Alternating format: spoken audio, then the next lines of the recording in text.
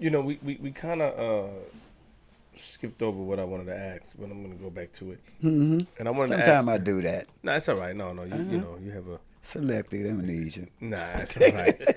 I want to ask you a question. You got sentenced to you said 25.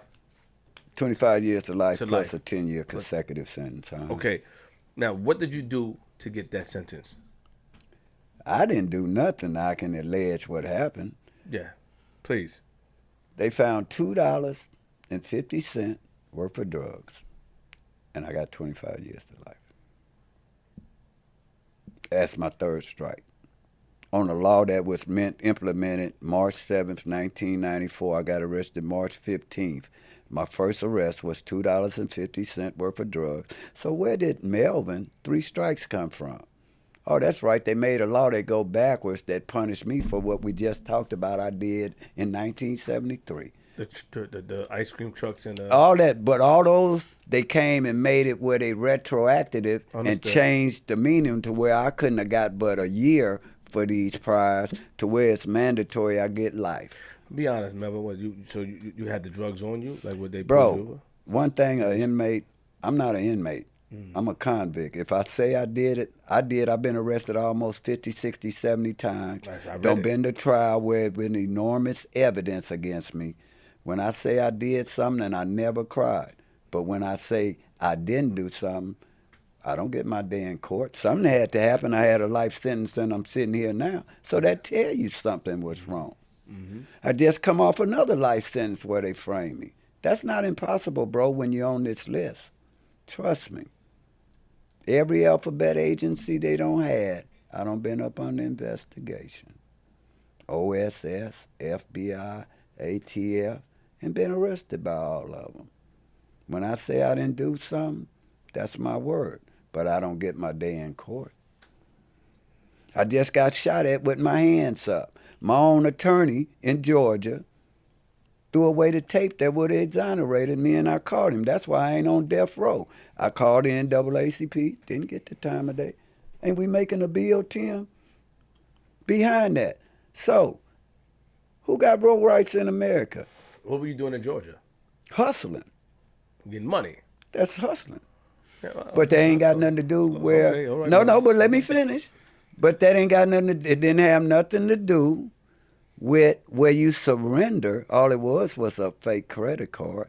So I ain't getting nothing but 6 months. I threw my hands up surrendering. And they put 3 guns on me for 15 minutes at my forehead. And I finally told them, you playing this good, old boy. Either you going to arrest me or you going to have to kill me. Because I knew the camera was up there.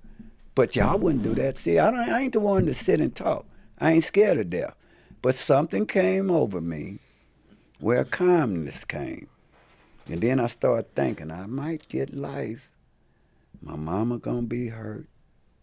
I might stay here. I think I hold court on the street. They call it suicide by police, by the way, to where you know what you finna do. You finna get killed. So I can't let them violate me. I got to stand for mine. So it ain't nothing to laugh about where you get shot at, and then your own white lawyer hide the tape, and then they go from the death penalty and still make you take 83 years. I'm on 10 years parole, can't go 50 miles. We had an ankle bracelet for a little years, and I ain't did nothing. And then you tell all these civil rights organizations, and I still don't get my day in court. Now, that's a problem. That's a big problem. So why I don't get my day in court? But everybody will jump when they see the police or somebody else where they can get some money. And these are the people that I speak for, the ones whose voices don't get heard. The voiceless. They're voiceless. Got it. Can you get into what happened that day? Yeah. To be honest, I knew some players that was on the Tennessee Titans, heavyweights. And I guarantee you, August 2010, Tennessee played Seattle on a Saturday night preseason. That Monday, I suppose they had been getting them stereo equipment and stuff, and these major ball players with multi-million-dollar contracts. And our folks had went up there to the training center. So that day, we went to the Mall of America, something in Georgia, the biggest mall. Me and two more boys that was from Indiana. They were GDs, to be exact, growth and development. I got them with me. So, but they young, so I'm doing everything. I see that the play ain't gonna be cool, so I go to the car. Actually, they let me leave to go to the car because they had the car under surveillance, and they knew what car I came in because they told me later on, Melvin, we let you go to the car. So I said, you let me go to the car so y'all can pull the guns on me when y'all could arrest me in the store? He said, yeah. So when I get to the car running, they come behind me, they open the door. I got the car running, my foot on the brake, and I got my hands up. Got two girls standing here with two guns on me that end up being taser. You got three men with guns right here, right here, right here. And I'm like this 15 minutes, and we waiting, and I'm waiting, and I'm waiting, and I'm waiting. And finally I said, are you going to arrest me, or are you violating my civil rights? Were you trying to show up in front of these girls? And I told them, you're going to have to pull the trigger or arrest me, and I'm leaving. But I couldn't quit looking from down the barrel of the gun because I didn't know they had surrounded me with other police cars because I couldn't take my eye off the pistol. So when I told them I'm leaving, I started putting my hand down, and they started saying, don't do it, pulling, cocking the trigger. And I kept telling them, you got to do it, you got to do it. But my eyes open. And I threw the car in reverse, never closed my eyes, and I hit another police car. Boom! And I thought it was a shotgun. And I ducked. I say, damn, they shooting at me from behind. Where'd that come from? I put the car in drive, and all the police had been knocked out the door. And then I could have hit them, and I veered to make sure I didn't hit them. And I crashed into a car. They shot, then they beat me up, and then I got charged with 3 counts of attempted murder.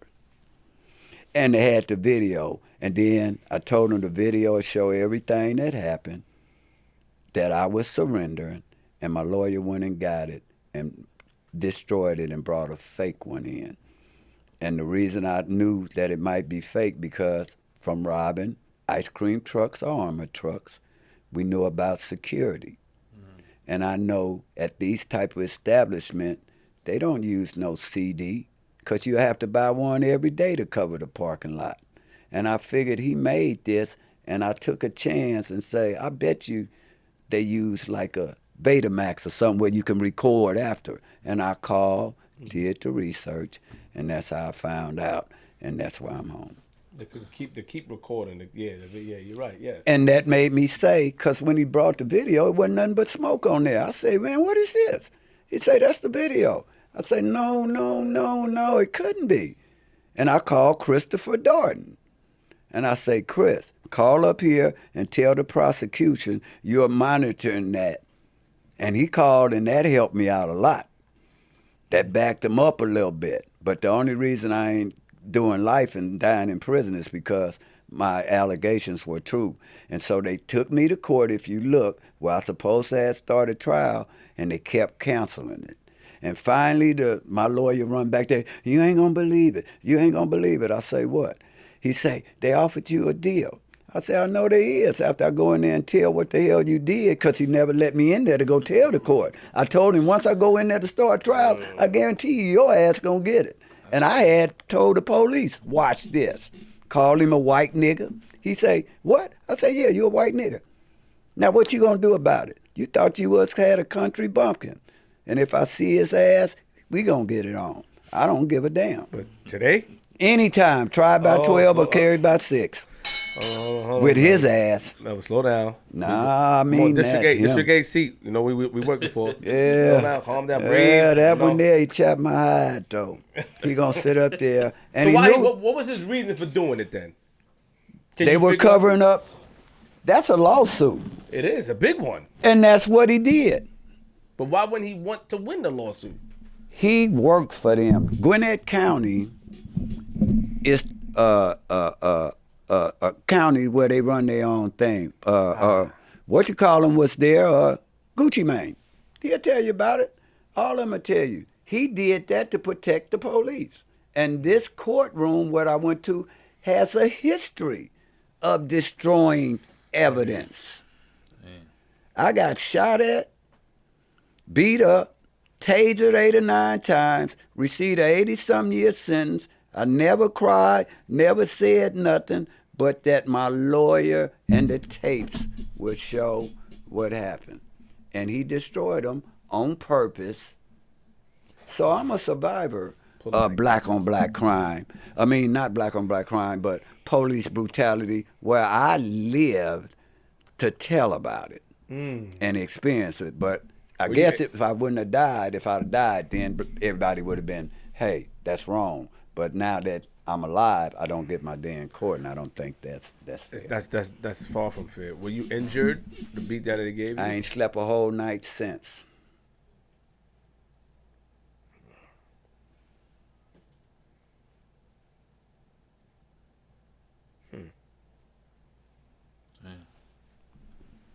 So, head injuries, tasered 10 times, knocked unconscious.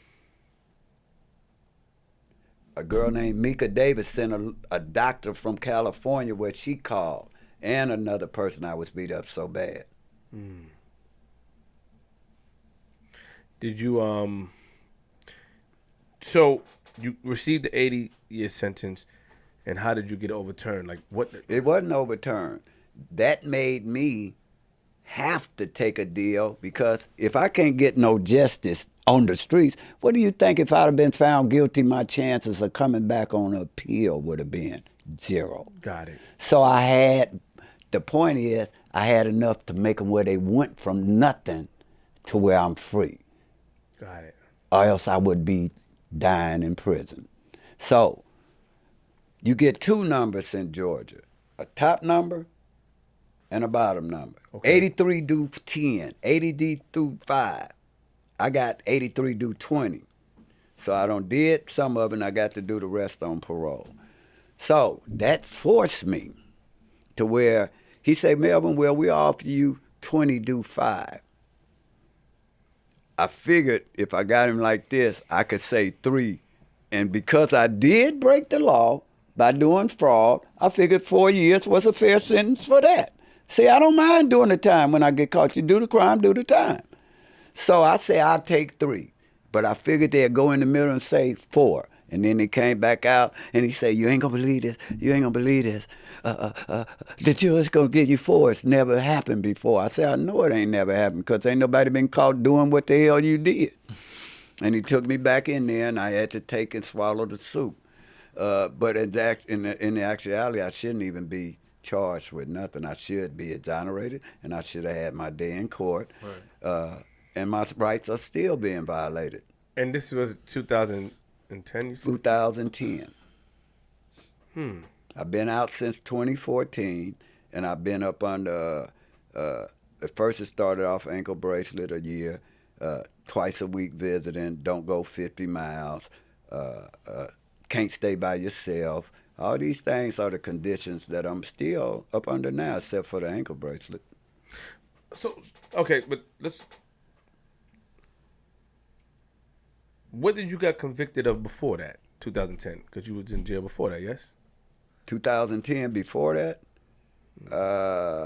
2010, 97. The last case I think I had was 97, when I got the 3 strikes. For the $2.50. $2.50. Got it. And then you came out. That's and crazy. And no disrespect. I mean, you know, because in my mind, right, when you said scam, I'm like, damn, credit card scam back in 90. I thought they was boosted. I don't know. You said that, but it was 2010. The credit, because you said he was advanced, man. I was doing credit cards in 2000. Of course, but what I'm saying initially, right? When I thought it was, for some reason, I don't know, I mistaken it for the 90s. Like, damn, he was advanced like that. Credit card but they scam? was advanced. Ice-T got a movie called Swipe. Word? We've been getting money. Ice-T and them, all us went to school together. He got a movie called Swipe where they were jewelry store robbers, credit card frauds. They some of the best. All them are my buddies who I was getting money with. I told you, there's 2 parts to me. I quit gangbanging at 17 or 18. I started getting real money from 17 till my mama just said don't break the law. I ain't never had problems getting no money. Never. But now it's difficult because my mama said don't break the law. I'm getting too old to work, too young for Social Security. So now I settle for that. Though, what you did with your money when you was getting it like that? Because you told me a lot of I got. No, I don't. No, it ain't no God. Fast money go fast. What I mean by that, I work and only get $300 or $400 a week, but goddamn me, it feel like I get 3,000 because I did it honest, and I don't blow it because I know I worked hard. And I respect. But in my era, I know I can spend on blow and gamble. See, they wrap for the ice around their neck. We pull a heist for the dice, and then we shot dice.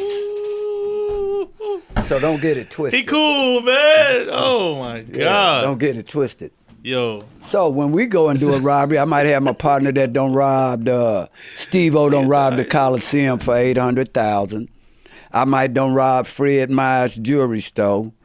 Now he got cash, I got jewelry. What you want? Man, put 10,000 up and let's shoot. And that's how we got down. That's how we got down in them days. Everybody go get their money, hustling. You had the dope game coming out. That was coming out in the late 70s. And then we'd hustle and we'd come back and shoot dice. Where's a $100,000 bracelet? Shoot 10. This the type of money they was getting. I had friends that robbed Tiffany jewelry store the first time in history for millions of dollars at the age of 17 or 18. And that's universally known. So we was getting a lot of money back then. But I blew it because I gambled, I hustled, and I didn't have nobody telling me, Melvin, hey, buy a home. Hey, Melvin, do this. Like, Melvin, remember I had the 4 cars? Cadillac, Benz, Vet, Cherokee, Jeep, all 1990, all paid for, stand in the rain trees, $3,000 a month, $40,000 put up here, this, that. But my thrill is getting the money. That's what a jacker do. So you wasn't flashy type. You wasn't trying to buy all the Once jewelry you got, and all the... We take jewelry. I ain't had to buy nothing. We had it to wear here. Ask Melanie. I might call Melanie and say, close your eyes and hold your arm out, and what you get, Melanie? An arm full of money. Or a diamond watch, remember? 2. That's how I do all my kids. I might just call them. How many children you have? 3. 2 boys and my baby. Diamond watches. Who, me? What I said? Yeah. So I don't wear them. I don't. No, but you gave it, diamond watches, all the money. I don't have pillowcases of jewelry. Where my daddy was a janitor, mopping the floor, and he got a ring on every finger.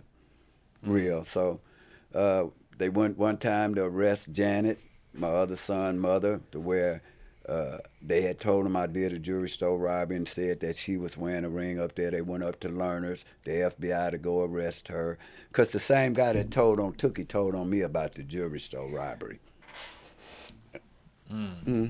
That's how I ended up going to prison. We was shooting dice, and they ended up raiding us, and I ended up catching a case. I went to prison in '79 for the Fred Meyer jewelry store robbery, in which quite a bit of jewelry was taken. Did you get found guilty? You pleaded guilty?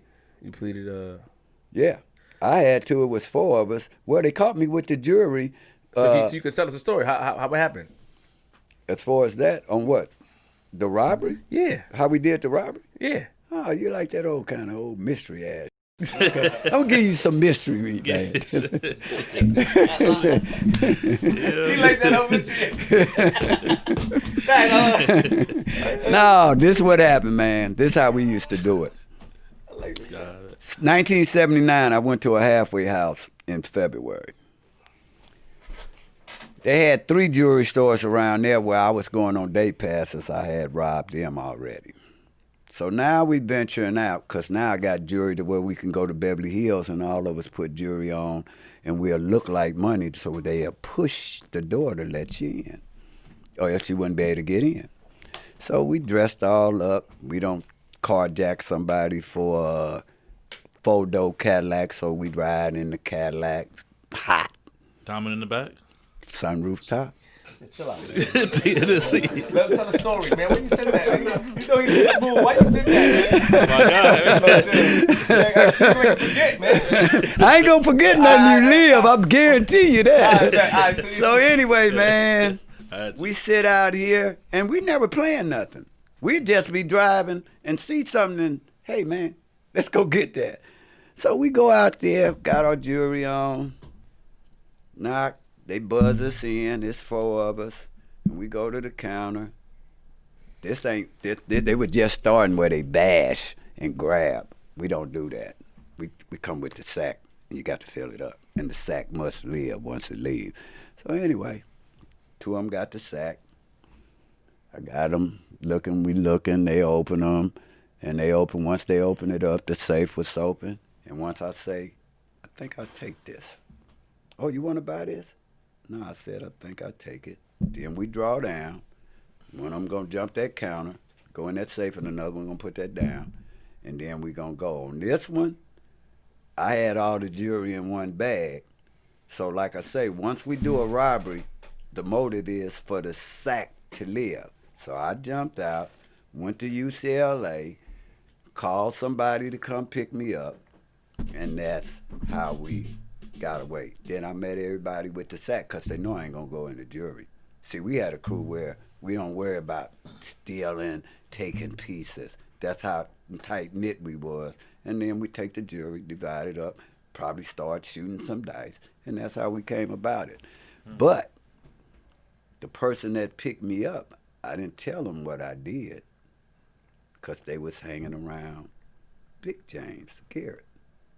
And I didn't want them to say Melvin did this, so I was quiet, and a ring fell out. We was right on Crenshaw and Lamert, and a $10,000 ring, woman's fell out.